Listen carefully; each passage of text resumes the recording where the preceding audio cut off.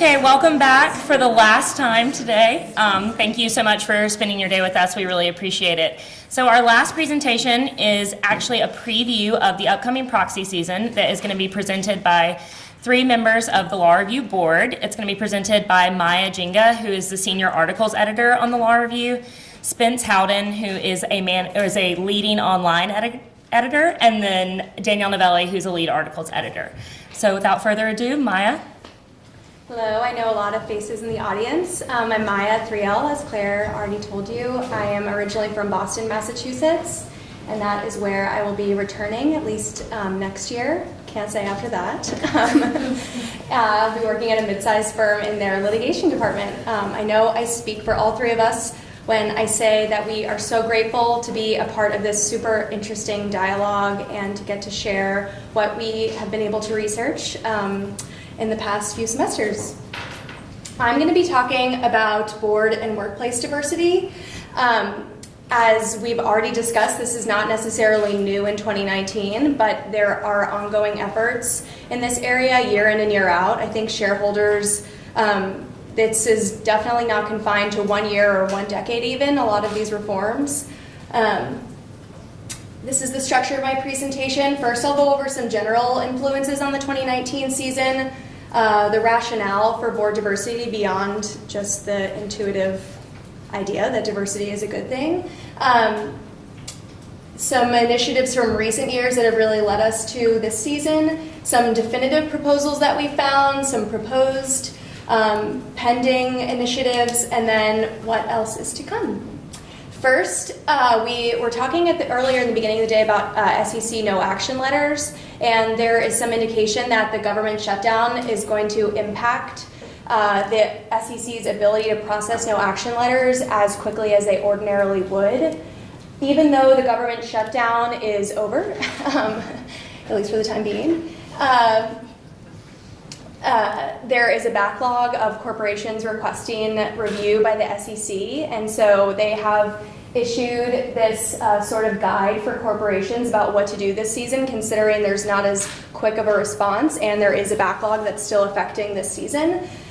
Basically running the proposal, which before today I thought the corporations would scoff at, but then we hear from the SEC that that this is probably the best way to go, especially considering that they oftentimes fail. Some of the other options included going to court. We also doubt that that will be a popular option, but we'll see. It's not clear whether the shutdown is definitively going to affect the SEC's ability to respond to corporations, but I think there is a definite chance that this is impacting sort of the push and pull between corporations and shareholders this year, more so than it usually would. This is a matrix proposed by New York City comptroller Scott Stringer that he called on a number of corporations to start instituting this matrix. A lot of this is going to be really small, so I hope everyone can see it, but essentially there's an entire section for skills and experience, but Scott has called on a lot of corporations to also disclose demographic figures in their board nominees and things like that. Again, kind of focusing on how big of an impact disclosure can have on diversity. This is a really interesting bill coming out of California this year, and all of the conversations that we've had about whether these reforms should come from democratic bodies or from private ordering, I think is really at an apex at this bill. It mandates that companies headquartered in California include women on their boards, essentially. It also includes a reporting requirement. You can kind of see some of the terms of the bill. It's been incredibly controversial since it's been proposed and signed into law. There's rumblings of legal challenges on both equal protection and internal affairs doctrine fronts. So there's a lot of shortcomings that you could identify in the bill, but I think, again, the discussion that we've been having all day about how important mandates are really speaks to the California bill really being necessary, even though it's a quota system, and we may have some quibbles with that from an equal protection standpoint. The Rooney Rule has already been mentioned as well, and I like the connection to Debbie Nell's LSFL tradition because it originated with the NFL in the early 2000s, and to this day has been a really instrumental tool in shareholder activism, named after this man who proposed that so long as the candidates for board positions include diverse candidates, that will actually increase diversity. So that's going to be referenced throughout the presentation. These are some of the, I guess, I was curious about the ongoing, we're in 2019 and diversity is still such an issue, even though we're hearing about these gender and racial diversity initiatives starting in the early 2000s, and here we are, 15 to 20 years later and still facing the same problems. And a lot of it has to do with the people who are in positions of power on corporate boards looking to their friends and colleagues that come from the same areas of the country, the same demographic backgrounds, and tapping their friends to fill those positions. It's not necessarily the reason for not as much diversity isn't always explicit racial animus, but it certainly sometimes can be, but it's also this notion that you look to your friends to fill positions that you've known for decades, which oftentimes tend to be predominantly white men. You also see this justification all the time in shareholder proposals, citing to this McKinsey report that ties shareholder wealth to increased diversity. And again, this is just going to illustrate some of the things that we've been grappling with all day about whether we should discard the time-honored, shareholder primacy, wealth maximization rationale that we've all read in the famous Henry Ford case, or whether we need to discard that even, because there are such strong evidence that increased diversity actually increases wealth. So that's I've definitely struggled with that, about whether we need to discard that or whether there's just so much evidence that it's unnecessary.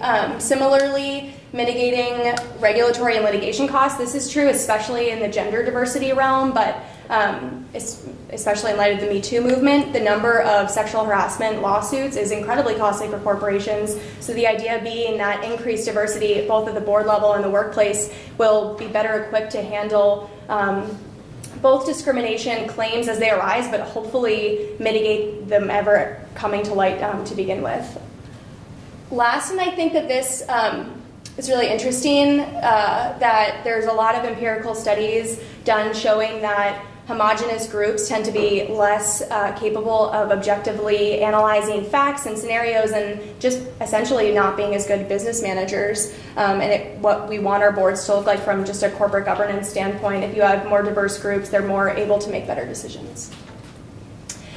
This is one of the graphics. I think this one was by As You Sow, the group, so that's already been mentioned a few times today.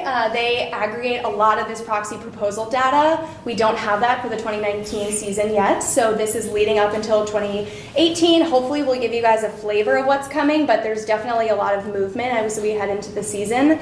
There has definitely been, as you can see, an increase in shareholder proposals on board diversity. Interestingly, last year, there's a jump in the number of proposals that actually went to a vote as opposed to withdrawn. I don't know what accounts for that figure, but I thought that was kind of an interesting statistic. This year, there have been a few definitive proposals, mostly proposed or pending proposals submitted by shareholders, and either we don't know yet whether the corporations are going to actually include them in their definitive statements. Here's an example of one from Analog Devices, not the flashiest name in the corporate realm. We're mostly going to be talking about some of the bigger corporate names. Those tend to be what get targeted. I think that was mentioned also in another presentation. But this one's kind of just your average shareholder proposal that made it onto the definitive proxy statement for this semiconductor manufacturing company. I think we've talked all day about the significance of reporting and transparency and the power that it can have, and that's evident in past corporations' evasion of releasing their diversity statistics. In particular, Silicon Valley. I think there was also a question earlier about what industries might be more evasive to these ESG initiatives. Silicon Valley in particular, these were two companies that were kind of got some bad press in the past for avoiding disclosing their diversity statistics. There were a lot of claims that if they disclose their diversity statistics, that their employees might be recruited and stolen by other companies. Lo and behold, they released their diversity statistics and they were pretty dismal. So corporations tend to say a lot of things until the measurement really actually comes to light. So I think that the power of reporting is really where we're at, and that tends to be where a lot of these proposals come.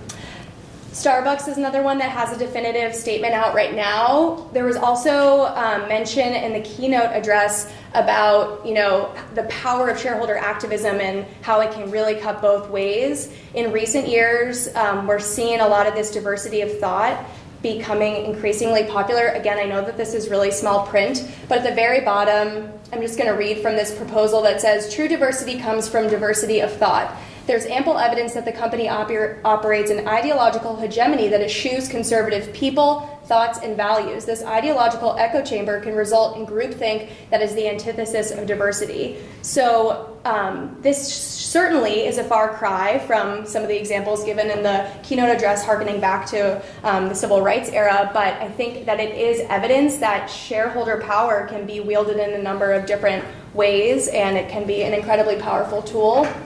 This is the Starbucks diversity proposal this year. The board essentially responded and said, we had a board diversity proposal last year. We responded to that proposal. They actually instituted the matrix that the comptroller of New York City was calling on all these companies to introduce, which includes demographic background in their board nominees.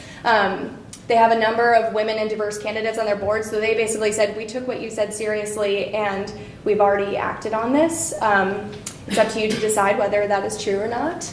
This is the matrix that they instituted. It's not exactly the same template as the comptroller suggested, but it includes the diversity statistics. Interestingly, this kind of goes to the discussion we were having about which types of investors are really going to be pushing the ball forward, whether it is the BlackRocks. One of the proposals is actually for an institutional investors board, so it's kind of an interesting interplay between the shareholders themselves. Again, kind of a similar call for reporting. These are some of the pending proposals and stories. The Google proposal is so interesting, technically Alphabet, because employees are actually working with the shareholders. Oftentimes in our corporations classes, we think of these as two distinct constituents and ask whether the corporation owes duties to one or the other, and here they're working together. The Google employees especially were responding to a number of things that came to light in the past year and really pushing for reform in the diversity area. The proposal ties diversity goals to executive compensation, so it's a little bit distinct from the reporting proposals that we've seen most often. There was a similar one last year that did not pass, especially because the salary of one of the founders is $1. So I think that they are trying to target more stock vesting options as opposed to just salary to compensate for that. There was also an internal memo from 2016 that came to light where, I don't know if anybody's heard about this, but Human Resources essentially was trying to cover up the fact that they were slowing promotion rates. Employees were really upset about that. Again, just kind of compounded by the lack of transparency. Similarly, after that memo came out, this all kind of went down in the fall. The employees staged a walkout and it all coordinated this through their Google email accounts. A few months later, the corporation, Google, was lobbying for the NLRB to essentially change a rule that came about during the Obama era that allowed unionizers to use their work email addresses to mobilize, which the Google employees had done. And so when all of these things came to light, Google employees worked with shareholders to propose this diversity objective. Here we are talking about BlackRock again as a favorite of the day. Certainly there are a lot of tools that activist shareholders use short of making proposals. BlackRock in particular has publicly announced a new initiative where they expect to see at least 2 women directors on every board, indicating that it might vote against nominating governance committee members if it believes that a company is not responding to these demands. State Street has made similar proposals. CalPERS, as we just heard from Professor Weber's talk, is not, probably shouldn't be on the same slide as BlackRock and State Street, but they are similarly really pushing the ball forward in this area. So there's a lot of different ways that activist shareholders can attack these initiatives. Gender diversity is definitely a big deal, as well as racial diversity, and we see that especially in the gender pay gap push. This is a staggering statistic that says, essentially, if we go at the pace that we're going right now without mandates, it's going to take until 2059 for white women to have pay parity with men, and the numbers just get worse when you look at racially diverse women. I mean, I think we were laughing earlier that we don't even know how to say these years, and that is the time that black women are expected to have pay parity with white men, unless there are initiatives like the California law. So when you look at things like this, it's hard to ignore what, you know, the pace that things are going as they are. This is, I think we were also talking about how we can measure, just in the last conversation, the progress. Lots of activist shareholders like Arjuna Capital are reporting these like scorecard kind of type things where they grade corporations based on their pay parity. This is Arjuna Capital's big push. Last year, they proposed this to Facebook. Facebook's definitive proxy statement isn't out yet, I don't think, requesting revelation of the gender pay gap statistics. And famously, or not famously, but interestingly, Arjuna Capital's managing partner is a woman and was really pushing these agendas last year and was saying, why aren't you taking us seriously? And she posted an article, or she wrote an article in the Financial Times about her experience at Facebook, and essentially was told that Facebook was unresponsive to her proposal because she wasn't nice, which is kind of a classic way of patronizing a woman for her opinions, and even though she was there in the position of a shareholder in which the corporation owes duties. So I think a lot of times when we see the official response about ongoing diversity efforts, about the Lean In program, you have to kind of push back and wonder whether those official responses, how authentic they are. And I think that this story from last year really illustrates the difficulties. Which is also to say that Arjuna Capital is pushing not just for the adjusted statistics of gender pay gap, but the raw numbers, because there is a tendency for corporations to be able to manipulate those statistics to make it look not as severe by comparing them to demographic, men's and women's salaries to the demographic area, or the role that those employees are in.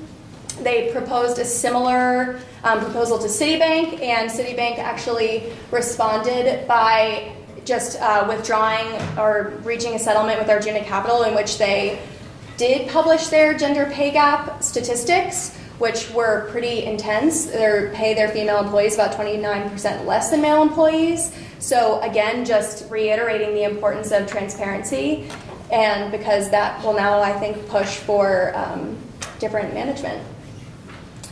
There's also, this is kind of what I was just saying, pay equity versus median pay. So in disclosing both statistics is incredibly important to actually understand the disparity between men and women employees, both in the workforce and on board levels.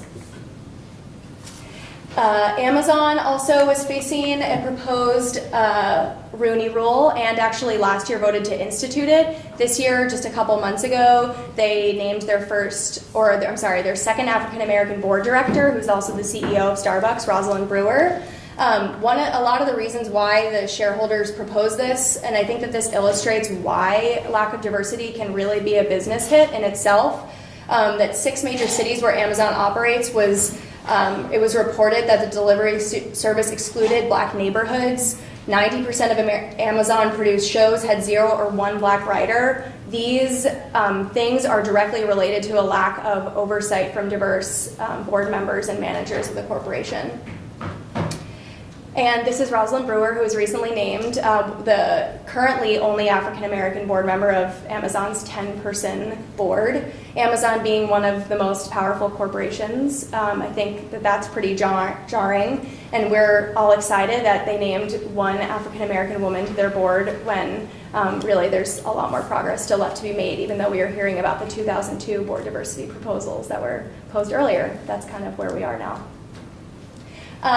Going forward, the New York comptroller has proposed that, or called on, I think it was like 49 corporations in New York to start including disability inclusion in their EEOC data. So that might be where we're going next, in addition to racial and gender diversity. And with that, I'll turn it over to my colleague Spence. We're going to save questions for the end, but yeah, feel free to hold on to them, shout them out. It's the end of the day.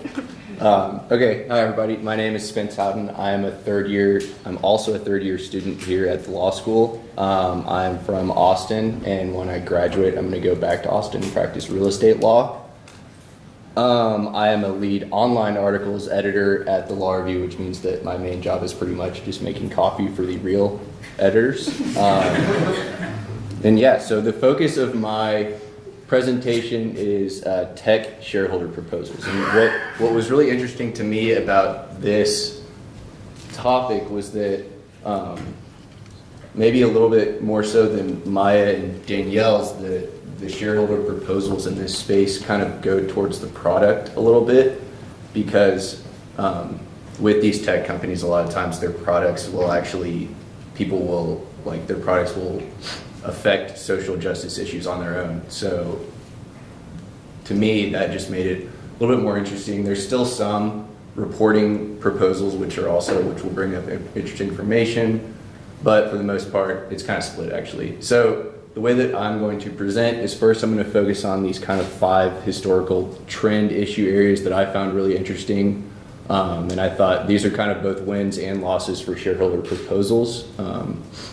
And then I'm going to go on to show off some 2019 currently still in play shareholder proposals.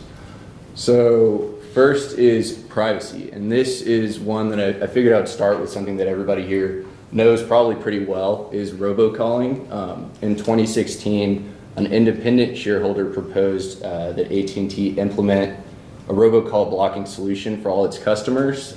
They basically, the language of their proposal, pretty much just asked that AT&T just fix the problem. And in AT&T's response, for their response asking the SEC to issue a no action letter, AT&T basically said, we're working on it, we expect to have a solution soon. And here we are 3 years later, and I still get like 5 of these a day. I'm sure most of y'all do too. So, and the way actually that AT&T was able to block this off of its proxy statement was because they said that it related to AT&T's ordinary business operations, which this one seems like a little bit more of a fringe one, but anyways, and this is still obviously an issue today. So even though the shareholders did try to fix this problem within AT&T, it is still not fixed as of today. Next is net neutrality. So for those that don't know, net neutrality is the policy that all content on the internet should be treated equally. An example of like a world without net neutrality would be your internet provider can arbitrarily block websites or charge you extra to visit certain websites like Netflix. Here, shareholder proposals have been successful in not forcing companies to take a specific stance on net neutrality, but instead they actually they'll get companies to report on the business risk of opposing net neutrality laws. And they were successful in passing these resolutions and getting companies to kind of expand on how it would impact their shareholders for them to take a position on this. Third is digital equity. So digital equity stands for the idea that everyone should have the same opportunity to access the internet. And the picture right there is Cleveland, and the darker areas are areas that are both the lowest income parts of town and also the areas that have the lowest internet speeds. So Zevin Asset Management filed this proposal. They basically kind of brought this, they basically coincided with a lot of news articles in bringing this issue to the forefront. It's called digital redlining, and it's when an internet service provider chooses not to extend service or to upgrade service for the lowest income parts of town. The proposal, again, did not ask AT&T to directly extend service to these parts of towns, but instead they asked AT&T to report on how well they were doing at giving these low-income people internet. Again, this one failed because AT&T did not have to include this proposal on its proxy statement because AT&T said that it went to its ordinary business operations. And there are still articles, like I think last month, about how these areas of Cleveland that this came up. I don't have exactly which year, but it was a few years ago, and they still do not have faster internet. They have to use their cell phones, and it's kind of crazy that this is still an issue. Fourth is one that I think most people kind of have an idea of, is predatory lending. Shareholders led by OpenMic, they were successful in forcing both Google and Microsoft to stop putting up ads advertising these predatory lending. As you can see in that picture, they're pretty flashy and they don't directly tell you how horrible these loan terms actually are. And sorry, I didn't explain what a predatory loan basically imposes deceptive loan terms on borrowers, and the shareholder resolution went on the proxy statement for both Google and Microsoft, and it passed, and Google and Microsoft agreed to pull both of these. And now fifth is governmental surveillance. And this is one that sort of came to the forefront and became a real flashy issue alongside the Edward Snowden revelations. Basically, people had no idea how much of their information that Verizon and AT&T and other cellular service providers were providing the government, like phone calls, emails, text messages, and location information. So shareholders, so this was a combination shareholder resolution followed by Trillium Asset Management and the ACLU. Open Mic also helped organize it. They basically asked Verizon and AT&T not to stop sharing the information with the government, but instead publish regular reports on the number of government requests for data they receive. And they do it. I went and looked at both of their websites and they have pages. It's really confusing and it doesn't exactly make sense what they're sharing. It's just a bunch of tables, but it is on there. And I would like to add that if you would like to do a little bit more research on this, there's a really good law review note, in my opinion. It's called Text Messages Are Property, Why You Don't Own Your Text Messages, but it'd be a lot cooler if you did.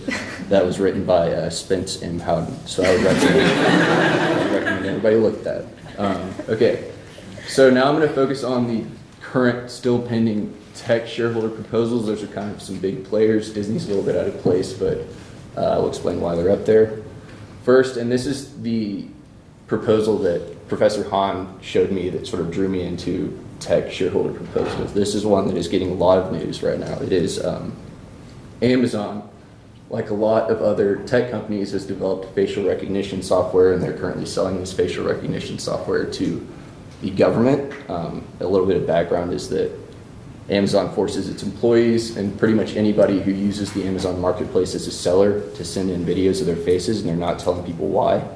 First, last year, the ACLU ran a test on all the members of Congress to see how accurate this facial recognition technology was. And it was fairly accurate for Congress, except for 28 members. Instead of pulling the exact faces, it pulled up 28 mugshots. And based on this MIT study, you can probably guess their gender and their race. So later on in the year, MIT ran its own study, and they came up with these numbers, which is pretty shocking to see how it is. Like, they're selling this technology to the government, and it is really missing the mark with darker females. And that's the point of this shareholder resolution. In this one, they're not actually asking Amazon to release a report on how this is doing. The shareholders are directly asking Amazon to stop selling this technology to the government. So this is one where actually, I think personally, Amazon, if they do choose to oppose it, they will ask for the ordinary business operations exclusion, but we will see how this one plays out. This is a really interesting one. Next up, and here's an example of how the proposal in Disney's actual current 2019 proxy statement looks. This is an example of carrots and sticks, as Professor Perella would like to say. Basically, this guy named James McRitchie, he publishes the blog called corpgov.net, which I assume a few more people in here know about than Professor Hahn's publicly held class. This is his successful proposal that he got put on Disney's proxy statement. This is his idea of tying executive compensation to performance under privacy metrics. This is becoming popular. It incentivizes executives to prioritize data privacy. The counter argument to this is that we don't exactly know how these metrics work. Like, for example, what does a 90% success rate for an executive mean if he's hitting his privacy metrics? We as shareholders, the general public, might not understand exactly how that works, and they can kind of be used for or against executives. But I think this is a start, definitely, to at least get executives to prioritize data privacy. Third is Facebook. And here, Facebook currently has two that have at least made the news. One is asking Facebook to add an independent board chairman. Right now, in Silicon Valley, Google, Microsoft, Apple, Oracle, and Twitter all have separate CEO and chairperson roles. Obviously, Mark Zuckerberg is both the CEO and chairman of Facebook. So they're asking Facebook to split up those roles. Last year, this exact same proposal made its way onto Facebook's proxy statement, and it was reported as being 51% successful. But Mark Zuckerberg owns 60% of Facebook's shares, so it's actually 51% of the non-Mark Zuckerberg shares voted for that. So this one is probably unlikely going to pass again. Next up is Natasha Lamb with Arjuna Capital and the New York comptroller have also proposed that Facebook publish a report on its policies for governing content and explain basically what it's doing to address content that threatens democracy, human rights, and freedom of expression. This one is going to be interesting because I can picture if Facebook did want to push back, they could argue that that is like a pretty broad and maybe even a little bit of a vague request, but at the same time, it's Natasha Lamb who's making the request to Facebook, so I figure Facebook will probably not want to go against her again, like how Maya explained with last year's thing. Fourth is Google. So up until 2010, Google was really active in China. Google had operations in China. Right now, there's no Google products offered in China whatsoever. However, Google's CEO, when he was talking to Congress a little while ago, he basically didn't shut the door on potentially going back into China. And specifically, he was asked whether they were going to develop this search engine for China called Project Dragonfly, which is a censored search engine. And obviously, you can understand why this has gotten shareholders a little bit riled up. Open Mic is asking that Google release a report on basically how this would impact investors. You would expect they would probably think that this would impact investors poorly, but again, they're asking Google to release the report. They're not directly asking Google to stop developing this, so it's going to be interesting if this one goes through. And the final two are both with Verizon. The first is another incentivization executive compensation program where they're trying. So Verizon, ever since the Edward Snowden stuff came out, they've tried to be on the forefront of basically showing that they're really good at implementing data privacy commitments. They published this yearly data breach report, but shareholders aren't really convinced that Verizon has followed through on these measures. For instance, it just came out recently that Verizon still scans all of its customer emails to sell information to advertisers, and that at pretty much any given time, 75 non-Verizon outside companies have access to Verizon customer locations. So Trillium, they just basically, again, ask Verizon to tie its executive compensation to how well they're doing on these privacy metrics. But I think the more interesting one was one that was filed but withdrawn. It was a proposal that aimed to make Verizon report on the California firefighter data throttling. So everybody knows the wildfires in California last year. Just so happened that those wildfires burned down a big hedge fund manager's home who he runs Harrington Investments, which is already kind of an activist investment firm, but so he happened to meet the minimum standard for filing this proposal. He basically, and the background of what Verizon was doing is that data throttling is the practice of when you have an unlimited data plan. If you hit a certain point, the company will slow down your cellular service data connection, basically. So for us, it sucks, but it's not that big of a deal. For like firefighters fighting a wildfire, you can imagine how that would be a really big deal, and it happened. For the regular emergency services plan, you can tell Verizon, hey, we're in a disaster situation, you need to not slow our data down. And that was the California firefighters plan. But it didn't work out that way. Verizon basically missed the boat and they screwed up and they throttled these firefighters' data and they screwed up their communications. It was all over the news. So the shareholder he just asked Verizon what happened. I want to report on what happened, how you're going to fix it, and why this will never happen again. And Verizon didn't release that report, but in their response to the shareholder proposal, they laid out everything. It was really interesting. They laid out, we really regret this. This was exactly what happened. They basically said this will never happen again because we're eliminating data throttling plans for firefighters. Really interesting, and that actually, basically, that just to the shareholder after they got that response, the shareholder withdrew their proposal, and that was that. He said, "You answered all my questions and you gave me all the information." information I needed. And yeah, that was one that was really interesting because it was kind of an example of how these shareholder proposals, they can, even if they don't make it on the proxy statement, they can still make a difference. And for this guy, all he wanted was kind of like a personal apology, and he got that. So that's my presentation.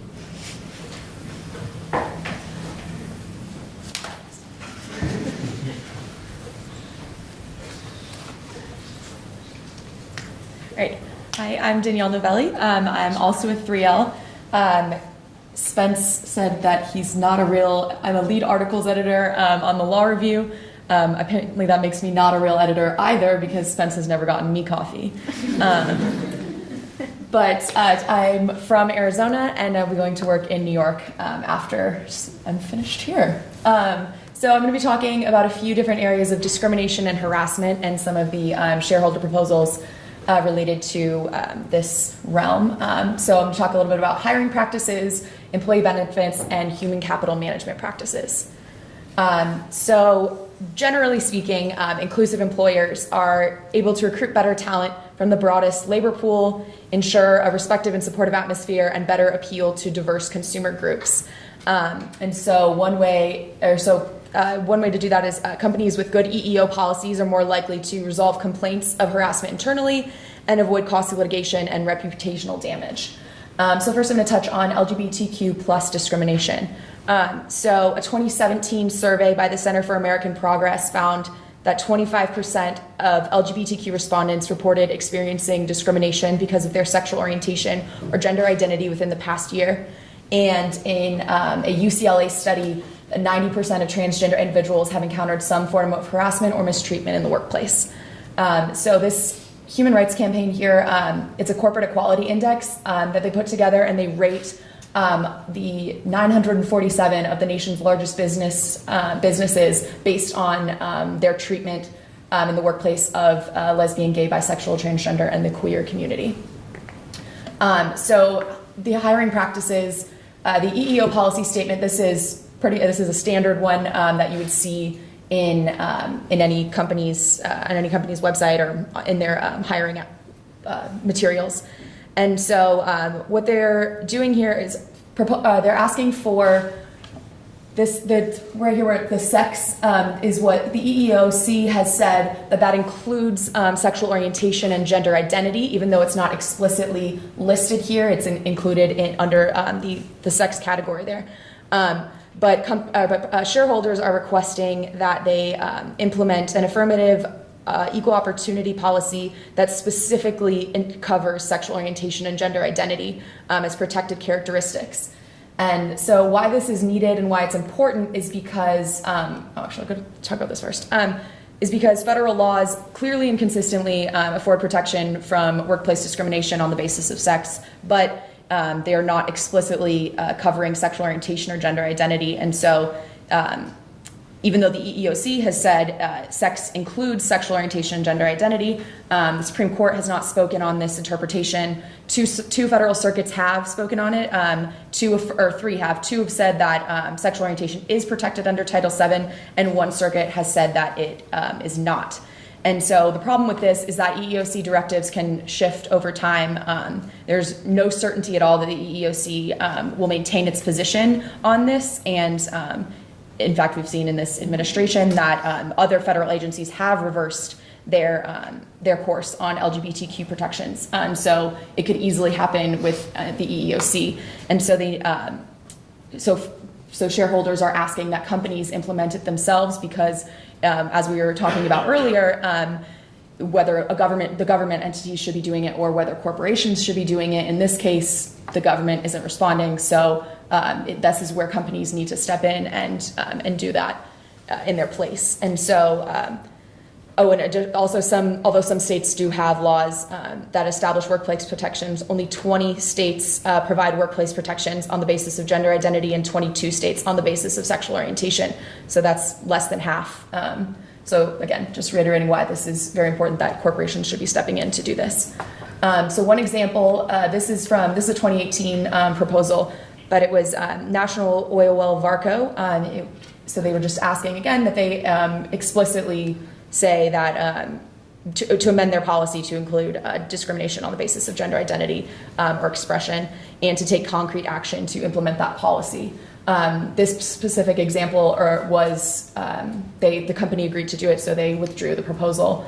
And I think, so next we'll talk about this SEC ruling. So in 2018, 8 proposals were filed that have this exact type of language, but only 6 were withdrawn because the company agreed to do it.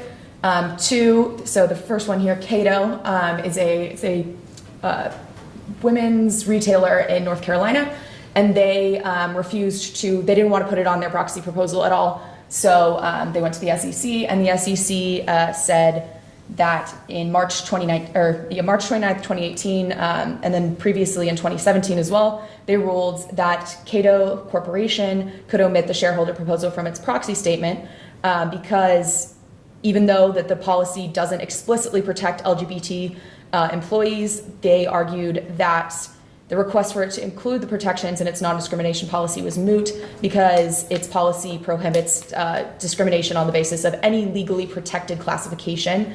And because the EEOC has said that sex includes gender identity and sexual orientation, it's already embodied in this statement, even though it's not explicitly there. But as I mentioned earlier, the EEOC can shift on that at any time, so it's really not included in here at all. So we'll see if it'll be, if another shareholder, this specific, their proxy statement is not yet for 2019, but we'll see if it'll be listed again, if they'll try again this year with Cato. So again, as I mentioned, these are the 2018 proxy statements that were filed in 2018, and 6 were withdrawn, which is good. That's good progress, but there's still more to be made with Cato and Corvell. So next I'm going to talk about equal benefits. So a growing number of empirical research indicates that a significant positive relationship between firm value and the diversity of those in leadership roles. So competitive employer provided benefits packages are critical to attractive and retaining diverse talent. So for example, family leave policies play a major role in keeping and retaining talent. And so availability, for example, of on-site childcare can significantly impact a woman's ability to rise to higher productivity roles and therefore perpetuates a gender diversity gap. And in particular, these policies are very important to same-sex and adoptive parents because when they're denied equal benefits coverage, the cost to LGBTQ workers and their families is more profound than it is with heterosexual couples. And so it's more, it impacts them more because same-sex couples are 4 times more likely to parent adopted children and 6 times more likely to raise foster children. So what they're asking for is parity between benefits available for opposite-sex spouses and same-sex partners and spouses, and transgender inclusive health insurance coverage of medically necessary treatment and care. So one of these proposals here that covers it broadly in this proposal, but they're asking for diversity reports, which Maya touched on earlier. It's a similar policy or similar proposal here. This is from Travelers, and this is for 2019. So they're asking for a report for investors to assess strategy and performance that includes a review of appropriate time-bound benchmarks for judging current and future progress, and details policies and practices designed to reduce unconscious bias in hiring and to build mentorship. And so their goal is to hold these companies accountable, publicly accountable to their diversity goals, and are more likely to make rapid progress towards achieving their goals when they have to report it like this. So here, the Travelers is saying, there are these shareholders in this proposal are saying that they gender-neutral policies that can improve the workplace for both men and women, and they're particularly important to the same-sex and adoptive parents. And so they're requesting the diversity report at a reasonable cost and omitting confidential information available and make this available to investors. They wanted in a chart identifying employees according to race and gender in major EEOC-defined job categories and listing numbers and percentages in each category, and a description of all the policies and programs on increasing gender and racial diversity in the workplace. So something we were talking about earlier in one of the discussions was about these religious freedom and the conservative proposals that are popping up in from some shareholder proposals. And so this is one where they are citing religious freedom and supporting statements that contend that these companies are violating conservatives' free speech rights and inappropriately promoting liberal causes. So a few examples from the 2018 Proxy statements are below. So Apple, Coca-Cola, and Goldman Sachs all had shareholders' proposals saying that they have improper relationships with some of these organizations. All of these were withdrawn, but it's interesting to see whether things like this will come about in the 2019 season as well. So next I'm going to talk about harassment. The rise of the Me Too movement has forced investors to consider the extent to which sexual harassment and misconduct in the workplace create material risk to investment portfolios. So the concern isn't only about the immediate fall in the company's value, but it's less visible, but it's still very real, are the opportunities to create long-term value that have been missed because of adverse impact sexual harassment and misconduct have had on corporate culture and human capital management practices. So as I think we've discussed a little bit, it's occurring from the top. Those at the top that are permissive of unethical behavior and are not paying attention to their human capital management practices. So in addition to the moral considerations that we should be thinking about in terms of sexual harassment, it's also a failure to address these issues present risks to a company's reputation, operations, and long-term value. So some of the most high-profile examples here of loss in the wake of allegations against companies' executives. So Harvey Weinstein, the Weinstein Company had to declare bankruptcy because of this, and Wynn Resorts had a sudden loss of $2 billion in value in the wake of these sexual harassment allegations. So. Another example for 2019, 20th Century Fox doesn't have their definitive proposal yet, but CTW Investment Group has, there's a public letter posted that they ask that 20th Century Fox create a corporate responsibility and compliance committee and commence a comprehensive review of human capital management practices at Fox and its subsidiaries. This is in response to a lot of the allegations around Fox News, and so they're responding to that and asking them to also develop and disclose a robust board refreshment plan, which includes the resignation of Sir Roderick Eddington. His photo is there. He's particularly problematic. And then the addition of 2 new directors who have demonstrated a deep understanding of and commitment to effective human capital management practices. They want a significant expansion in the number of independent board directors, coupled with a corresponding decrease in insiders, and a substantial increase in the gender diversity of the board. Currently, at 20th Century Fox, only 8% of the board is female, so there is 1 female director, and she is overboarded and the only independent director not seated on a committee. So that's particularly problematic when this board has an extreme lack in gender diversity, and now it's going to trickle down into the company and how their internal practices their internal policies and practices happen and how they respond to sexual harassment complaints. So the last thing I'm going to talk about here is Trustees United, which is a coalition of trustees from long-term and institutional investors with combined assets of $635 billion. So this group started, interestingly, on a bus ride following a trustees network meeting last March on investment risks from sexual harassment. And so these trustees were talking about it, and they decided that the pension boards would adopt language in their investment policies aimed at pressing companies to disclose more about harassment. And so signatories include trustees from from CalPERS, which we were talking about earlier, CalSTRS, which is the California State Teachers Retirement System, the Los Angeles City Employees Retirement System, and the Los Angeles County Employees Retirement Association. And so basically what they're saying is anything that they invest in, they have to have these are their 4 principal goals. And so they want to ensure a work environment free of sexual harassment and violence. They want to prohibit the use of forced arbitration and non-disclosure agreements because these types of agreements perpetuate a culture of silence surrounding harassment. They want corporations to promote diversity at all levels, and policies and agreements such as collective bargaining agreements can mitigate risk by addressing power imbalances. So all of these trustees are asking any corporation that they are investing in to implement these policies in their corporation.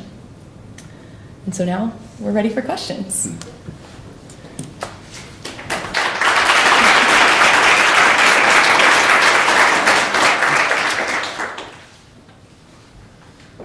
No questions?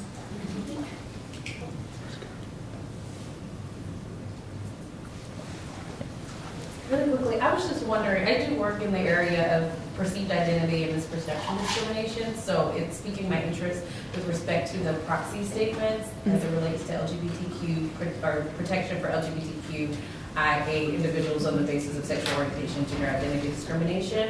And I was just wondering if you've seen any language that says that we support a non-discrimination policy as it relates to discrimination on the basis of perceived or misperceived identities. I haven't seen any language, at least in the ones that I have looked at, but that definitely could be in coming in the 2019 proxy proposals. It's primarily just the language that I had shown with Right. That's all that I've seen so far, but I think that would be an interesting language to add to the proposals. Yeah, and I would say the Human Rights Campaign and I, we just issued a report, or came together and created a report, so you might be interested in that too. It's on their website. Oh, okay. As it relates to trying to get state protection, anti-discrimination legislation protection on the basis of perceived and misperceived identities Oh, too. okay, that's really interesting. Yeah, just FYI. Thank you. Quickly in response as well, this is a little bit indirect of a response, but the California law, I don't think I highlighted this when I was speaking, but one of the features of it is that it protects gender diversity on boards, but specifically not on the basis of biological gender, so on the basis of your self-identified gender, which is not a proxy proposal, but it's the California's, it's an interesting kind of government Oh, response. that's good. Yeah. I need to find out about that. Yeah, it's more. really Yeah. interesting. Did you? You talked a little bit about like conservative ideas kind of working their way through social activism now. Do you think that's like conservatives beginning to explore this realm, or is it just a way of saying that the status quo already reflects their general political beliefs and there's no reason for them to have to enter this realm until this kind of discussion starts happening? I don't know. That's a good question. I think they're exploring. I think that they're probably exploring this tool. I don't. I think there was an interest. I feel like this was kind of addressed during the keynote speaker, and I mean, I don't know the answer or what the impetus is, but I noticed a lot of board diversity proposals that are kind of a countervailing view about what it means to be diverse, and it asks us a lot of philosophical questions about that as a society, and sort of the question about if this is a personal gripe, does that, like, do we categorize something as a personal gripe because it's not within the status quo, and how that fits into the SEC's decision of whether whether the corporation has to include a particular shareholder proposal. So I think that this is more different groups exploring this arena than it is protecting. Well, I think that those kind of go hand in hand, and protecting the status quo as well. I don't know if that answers. I haven't had the chance to take Professor Hahn's publicly held, so I hope this isn't an incredibly ignorant question, but Spence, you were talking about like the internet usage in Cleveland. Mhm. Is there an advantage for shareholders to simply ask for reports instead of action? Like, does that get you out of the ordinary business exception? Or do they just figure if the information hits the news, it'll get changed anyways? Yeah, I think it's probably both. I think that if they wanted to, because if they just asked for the report on it, then yeah, they could.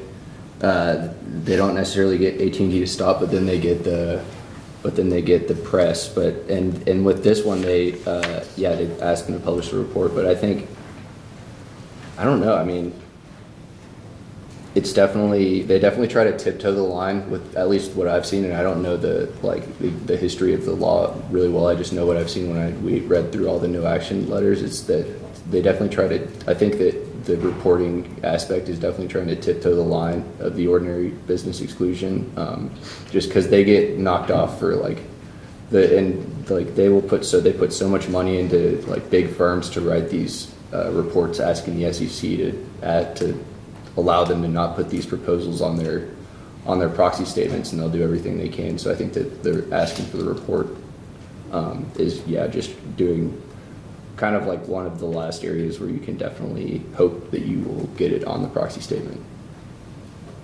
I also think too, and I'm definitely not, this is just kind of a shot in the dark here, but something that Professor Fairfax was referencing earlier was the fear of mandates. And so I think it could be that they are, it's a little bit easier to ask for, okay, just a little transparency as opposed to demanding that they do something.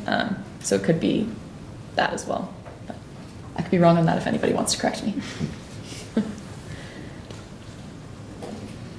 Professor Hill.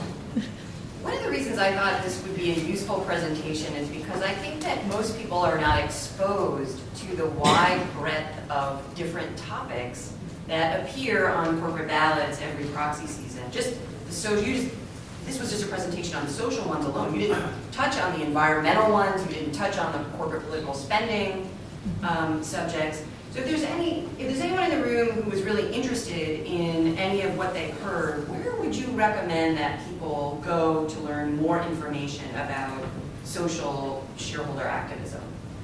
I think the number one source that we use were the activist shareholder websites themselves, similar to Calvert or Trillium. They are very proud of the work that they do, understandably. And so that's a great place to see what's coming up. There's also, I think, the As You Sow organization, in addition to a lot of other activist shareholder institutional investors, will aggregate a lot of the data.